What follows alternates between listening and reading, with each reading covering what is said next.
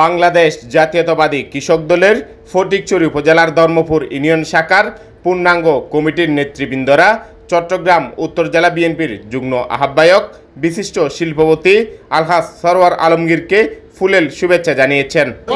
শুক্রবার বিকেলে নাজিরহাট পৌরসভার পূর্ব ফরহাদাবাদস্থ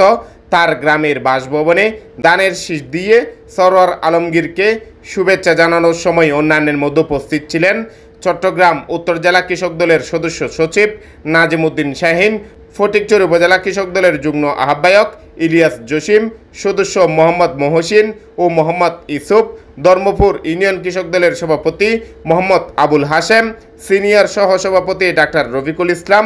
সহসভাপতি কাইম ভুঁইয়া, মোয়াজ্জেম হোসেন বাবুল, উপদেষ্টা এস.এম. ইউসুফ, আব্দুল মাহবুদ সওদাগর, সাধারণ সম্পাদক মন্নান চৌধুরী,